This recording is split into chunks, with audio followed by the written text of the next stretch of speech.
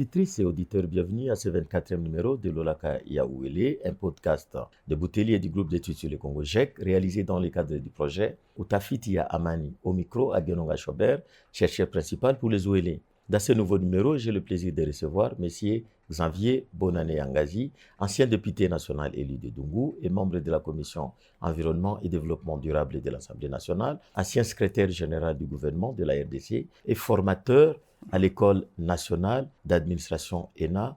M. Xavier Bonané Angazi, bonjour. Bonjour aux auditrices et auditeurs de Lolaka Yaouélé. Le territoire de Faradje dans la province du Haut-Uélé est souvent confronté à l'incursion des groupes armés venant du Soudan du Sud qui créent l'insécurité. En septembre 2023, un affrontement entre l'armée régulière sud-soudanaise et un groupe armé avait débordé sur le sol congolais, sans compter d'autres incidents, notamment la dernière incursion en date à Adaoudé le 11 juillet 2024 et enfin de morts et de blessés. Dans les territoires voisins de Ouacha, en septembre 2024, une série d'attaques armées sont survenues à Mokou, en chefferie Mariminza, et où un engin explosif a en même temps été découvert. Le troisième territoire qui a aussi été affecté par cette dynamique est celui de Dungu, victime des incursions des groupes armés. Monsieur Xavier Bonané, qu'est-ce qui explique l'incursion des groupes armés sud-soudanais à Faradje? Merci beaucoup. Je pense que les incursions des groupes armés dans les territoires de Faradje et dans les Hauts-Uélé en général, tout comme d'ailleurs dans les Bas-Ouélé, nous pouvons, pour une meilleure compréhension, les stratifier en deux groupes.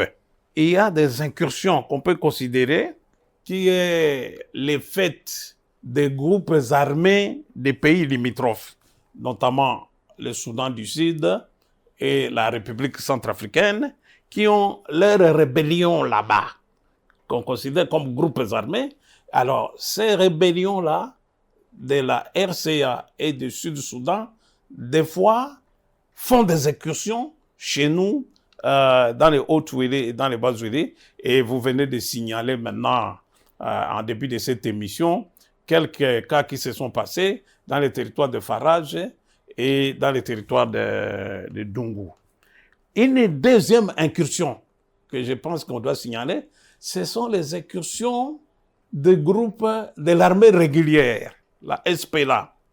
La SPLA, c'est la Sudanese People Liberation Army, l'armée régulière du Sud-Soudan, qui lui aussi fait des incursions souvent à Faradje, et ils expliquent ça comme une poursuite de leur rébellion qu'ils poursuivent chez nous ici.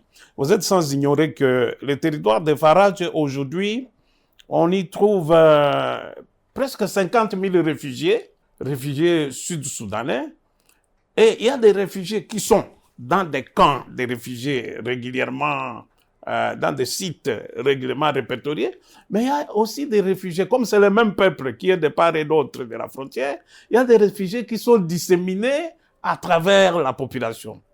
Le même peuple, c'est-à-dire lequel? Le peuple Logo qu'on trouve dans le territoire de Faradje, c'est le même peuple qu'on trouve au Sud-Soudan. Vous avez les Mondo, vous avez les Baka, vous avez les Azande qu'on trouve à Dungu. Ce sont les mêmes Azande qui se trouvent en Sud-Soudan. Si bien que lorsqu'ils viennent comme réfugiés, il y en a qui préfèrent aller vivre chez leurs frères et ils échappent totalement au contrôle des camps de réfugiés. Alors, c'est comme ça que la SPL, l'armée régulière, vient poursuivre ces... On y arrive voilà. Déjà. Donc ça, ce sont les deux façons d'incursion que je voudrais qu'on identifie. Effectivement, les monitoring que vous devez faire signalent ça, mais je voudrais ajouter maintenant, qu'est-ce qui explique? Ils viennent souvent, vous savez, les Hauts-Uélé en général, et alors dans les Hauts-Uélé, il y a les bois, et il y a le parc de la Garamba qui s'étend sur le Faradje et sur Dungu, où il y a le braconnage qui est organisé par les mêmes groupes armés. Donc ce sont autant des raisons qui expliquent leur présence, tandis que l'armée régulière justifie souvent par des droits de poursuite. Vous avez tout à l'heure indiqué le fait qu'il y a plusieurs groupes armés qui sont à la base des incursions dans le Haut-Uélé, tout comme dans la province voisine. Quelle est l'identité de ces groupes armés pour en avoir une idée? Et donc, les groupes armés qu'on peut considérer comme les plus en vue, vous avez les LRA, dont peut-être les armées, ils disent les forces résiduelles, qu'on peut considérer comme forces résiduelles, mais au niveau des ressentis de la population que nous sommes, les Lord Resistance Army, donc les LRA, sont toujours présents. Et ça peut être considéré comme le groupe le plus ancien qui est là, groupe armé. Et nous avons un groupe, ce sont les Ouda. Ouda, ce sont essentiellement des Libyens et qui s'adonnent aussi essentiellement au braconnage. On les trouve souvent, ils se promènent à cheval. Un autre groupe, ce sont les Seleka, qui sont des rebelles centrafricains. Et il y a un groupe qui s'appelle NAS, National Salvation Front. Ce sont des Sud-Soudanais. Alors c'est ce groupe-là qui est constitué un peu à proximité des camps des réfugiés sud-soudanais. Ils sont leurs dirigeants. Il y a un certain Justin Mario qui est parmi. Alors, ce groupe-là, ils sont le long de notre frontière nationale là-bas, en face des villes soudanaises comme Maridi, comme Tambour et comme Ezo, donc dans les Nile State et Goudou State. Ça, c'est le National Salvation Front du Sud-Soudan. Et bien, du côté de Centrafrique, vous avez l'UPC, l'Union pour la paix en Centrafrique, qui est dirigée par Ali Darassa. Ali Darassa, c'est un Nigérien, mais c'est lui qui constitue le bras armé de Mbororo. Et ils sont basés dans la préfecture de Hombomu. Et c'est à partir de là, ils planifient des opérations pour la RDC. Alors, il y a finalement ce que nous avons dit ici, la SPL, les Sudanese People Liberation Army. Ça, c'est l'armée régulière du sud du Soudan qui souvent fait des incursions répétées dans les territoires de Farage. Ils poursuivent des rebelles là, les Cyril Thomas, les Justin Mario, tous ces gens qui opèrent les longs de la frontière commune. Et souvent, ils débordent même jusqu'à Aru, à Lituri, dans la province de Lituri. Et vous êtes sans ignorer que ces incursions sont accompagnées des incendies, des pillages des villages congolais qu'on accuse d'abriter les rebelles. On enregistre aussi des tueries. Et il arrive de fois qu'ils arrêtent des Congolais, qu'ils déportent avec eux vers le sud du Soudan. Alors, en termes d'identité des groupes armés, je voudrais signaler quelque chose qu'on peut considérer comme nouveau. C'est-à-dire, ça date d'une année, 2 ans. Il y a un développement dans la cartographie des groupes armés. Il y a un phénomène de naissance de groupes d'autodéfense. Des groupes d'autodéfense, genre un peu Ouazalendo comme on en parle ici, qui est des groupes qui sont nés et au Sud-Soudan et en Centrafrique. En Centrafrique, on les appelle Azande Anikpigbe. Azande Anikpigbe, en Pazande donc, ça veut dire que Bazande Tokufitro. Parce que ce soit le Mbororo, que ce soit le LRA, ils opèrent dans les territoires zandés en Centrafrique. La préfecture de Hombomu, la préfecture de Bangassou, c'est là-bas qu'ils font des massacres. Et puis, que ce soit le deuxième groupe qu'on appelle Apalanga Abolo. Les Apalanga Abolo sont les jeunes gens, c'est ce que ça veut dire. Et ils sont sud-soudanais et ils sont aussi des Azandés. Parce que ces groupes armés qu'on a signalés ici, Mbororo, LRA, ils sévissent aussi dans les territoires zandés au sud du Soudan. Alors, c'est comme ça, dans un climat, ils ont trouvé que tout au coup fit trop, donc nous ne pouvons pas. Alors, ils ont créé leur propre Ouazalendo pour se défendre contre les groupes armés. Alors, ce sont ces 2 groupes-là, et ils estiment que lorsqu'ils débordent maintenant vers la RDC, ils estiment qu'ils sont toujours chez leurs frères, ils sont toujours chez eux. Certaines sources suggèrent que AKKG, donc Azande Anikigbe, aurait même recruté des combattants en République démocratique du Congo. Confirmez-vous cette information? Non, je ne peux pas confirmer parce que je n'ai pas... Mais l'origine, c'est ce que j'explique.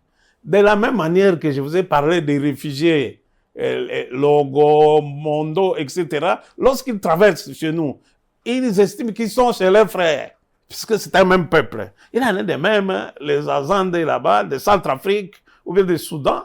Si ce n'est pas à Dungu, ils massacrent à Niangara. Si ce n'est pas à Niangara, ils massacrent à Bondo. Ils massacrent à Ango, qui sont des territoires essentiellement zandés, pour le peuple zandé. Dans un autre territoire presque excentré de la frontière avec la RCA et le Soudan du Sud, nous avons le territoire de Ouacha précisément, où on a assisté à la montée des attaques armées au cours du mois qui vient de s'achever, le mois de septembre. Et quels sont les facteurs qui expliquent la résurgence de ces attaques et les groupes qui seraient à la base de ces différentes attaques?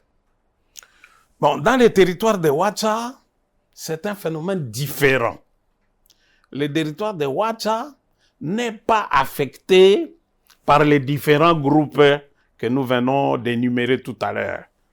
Les attaques qui sont observées essentiellement dans les territoires de Farage, si on parcourt les différents monitorings qui se sont passés des différentes associations, la violence qui se développe dans les territoires de Ouacha est l'œuvre, c'est une violence exportée du Nord Kivu et de l'Ituri vers Ouacha. Essentiellement parce que tous les monitorings, lorsqu'on arrête les criminels, les bandits, il n'y a aucun fils de Haut-Ouélé, de Ouacha, qui est parmi eux, ni aucun étranger sud-soudanais, centrafricain parmi eux, mais il y a essentiellement les enfants du Nord Kivu en majorité et les enfants de l'Ituri dans une certaine minorité. Est-ce que cela pourrait faire redouter l'exportation des violences entre Beni et Mambasa dans la province du Haut-Ouélé? Mais ça ne redoute pas, c'est déjà là. Parce que on fait des constats que cette opération est exportée avec tout ce que ça comporte. C'est comme ça que les populations locales, on peut les considérer un peu comme les victimes collatérales de ces opérations, parce que souvent, les viols, les vols, les braquages et les tueries, ça se passe entre les enfants des Nord Kivu. Et souvent, il y a des règlements de comptes entre eux-mêmes. Mais sur le territoire des Farages, parce que vous voyez, Ouacha aujourd'hui, c'est l'Eldorado de l'or.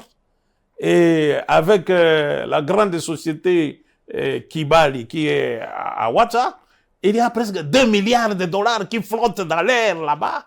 Et ça attire tous les criminels qui viennent maintenant utiliser la méthodologie qu'ils font, soit dans l'Ituri, dans Mambasa, etc., soit dans le Nord Kivu et Beni. Et ce sont ces gens-là qui terrorisent maintenant les populations des Farages. Donc, ce n'est pas un banditisme qu'on peut considérer comme local.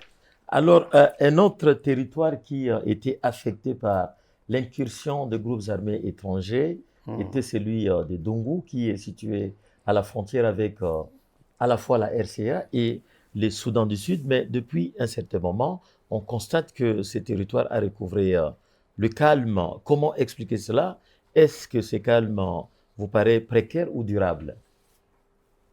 Bon, nous aurions bien voulu que ce soit un calme durable, mais à l'état actuel des choses, lorsque nous voyons le ressenti de la population, nous pouvons considérer que c'est un calme précaire.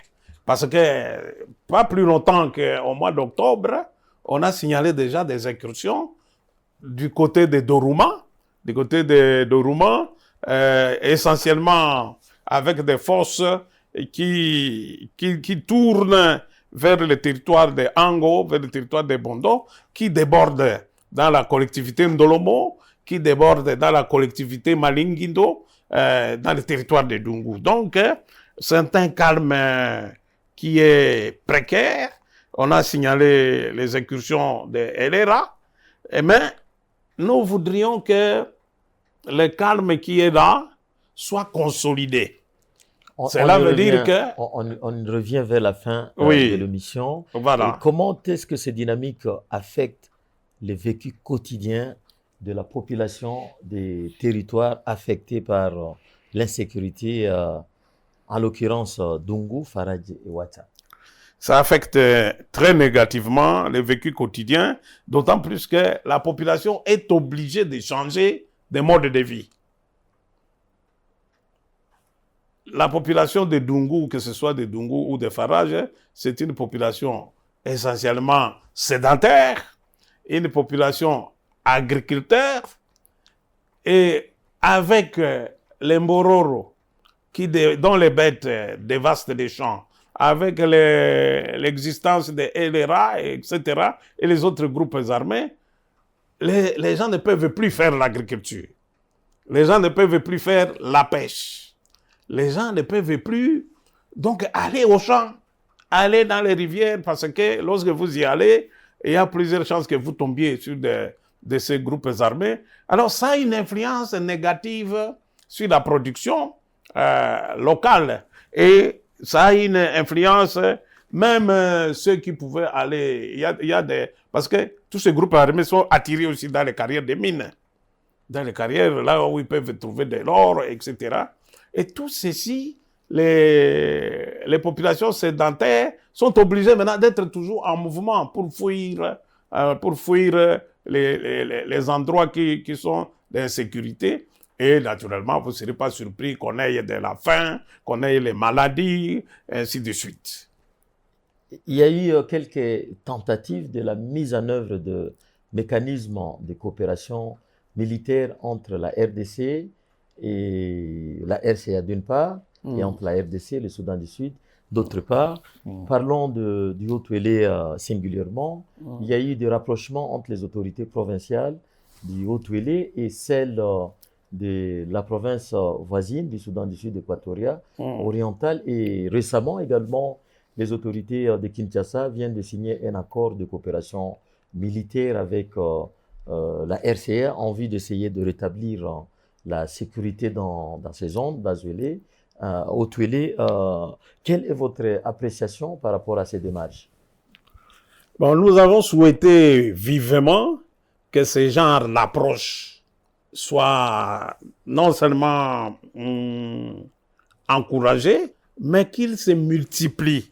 Parce que pendant très longtemps, vous avez notre frontière entre la Centrafrique, le Sud du Soudan et la RDC, c'est plus ou moins 621 km.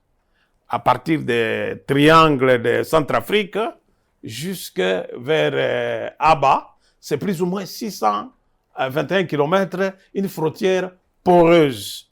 Donc, les trois pays sont obligés de développer des mécanismes de collaboration, non seulement parce que tous les trois pays ont les mêmes ennemis, ils ont des intérêts communs. C'est la question que vous étiez déjà en train d'aborder. À votre avis, quelles sont les mesures à envisager justement pour mettre un terme à l'insécurité dans les Ouélés de manière générale et dans les Haut-Uélé de manière particulière? Et donc, il faut qu'il y ait une coopération, pas de pays à pays, mais de province à province. On peut faire les accords qui sont signés à Kinshasa. D'ailleurs, nous avons toujours remarqué que Kinshasa, en fait, ne s'occupe pas tellement avec la même intensité des problèmes qui se passent dans les bas Ouélé, dans les hauts Ouélé, par rapport à l'intensité que vous voyez sur le Nord Kivu, sur l'Ituri. Les hauts Ouélé, c'est les parents pauvres, les parents abandonnés. Ce qui fait que, comme le gouvernement central est plus préoccupé ailleurs, nous voudrions qu'on donne la possibilité au gouvernement des provinces pour qu'ils discutent, parce que les provinces qui sont en Centrafrique, les Ombomu, les Bangassou, que ce soit au sud du Soudan, les Goudé State, Nile State, donc les Équatoria, et ils souhaitent vivement qu'il y ait ces négociations, mais souvent, il n'y a pas d'interlocuteur. Lorsqu'ils viennent à la frontière, un gouverneur qui vient de Yei, un gouverneur qui vient de Yambio, lorsqu'il arrive à la frontière, l'autorité congolaise la plus qui est présente là, c'est le chef de groupement. Le chef de groupement, l'administrateur du territoire de Dungu, qui se trouve à 120 km, il n'a même pas les moyens pour venir à la frontière. Que dire encore du gouverneur? Le gouverneur doit venir. C'est comme ça qu'il y a eu cette rencontre dont on a parlé tout à l'heure là, entre les gouverneurs de la Eastern Equatoria, qui est venu jusqu'à Isiro. C'est quelque chose d'encouragé. Il faut que celui de la Western aussi, qu'ils viennent. Comme ça, les trois gouverneurs, ils avaient parlé du braconnage dans le territoire dans le parc national de la Garamba. Parce que ces groupes armés sud-soudanais là, ils sont nombreux dans le parc national de la Garamba, dans le domaine de chasse des Mondomissa, dans le domaine de chasse des Azande et dans le domaine de chasse de Gangalana-Bodjo. Vous verrez là-bas, les Ouda dont nous avons parlé, ils viennent détruire le parc national de la Garamba. Donc, depuis qu'il y a eu cette rencontre-là, on a senti une pression sur ces groupes armés. Aujourd'hui, le parc national de la Garamba, petit à petit, il recouvre sa sécurité. Donc, ils peuvent s'occuper de la biodiversité. Et même, ces genres de rencontres-là peuvent diminuer les incursions de l'armée régulière, par exemple, qui fait des poursuites vers le Congo, qui fait des arrestations des Congolais qu'on amène de l'autre côté. Aujourd'hui, tout ça, ça diminue si les gouverneurs collaborent de toutes les provinces, ils collaborent ensemble parce que nous avons dit. Et puis, il y a les problèmes économiques. Essentiellement, les routes. Aujourd'hui, le sud du Soudan, les routes là-bas, de Yambio pour aller vers Djouba, de Yei pour aller à Djouba, il y a l'insécurité totale. Et ils préfèrent transiter par le territoire de Dungu, donc par Bitima et par Aba, et ils souhaiteraient vivement que ces routes-là, que les gouvernements congolais, ainsi que le gouvernement du Sud-Soudan et du Sud-Centrafrique, puissent se mettre ensemble pour réparer les routes. Bon, il y a une autre situation. Lorsqu'il y a ces incursions, on a remarqué qu'il y avait des déplacements des frontières. Là-bas, chez nous, entre le Sud-Soudan, les Hauts-Touélé et la RDC au niveau du Hauts-Touélé, les frontières sont naturelles. Et souvent, ce sont les arbres qui avaient été plantés là-bas. Et Dieu merci, vous trouverez qu'il n'y a aucune rivière qui traverse la frontière.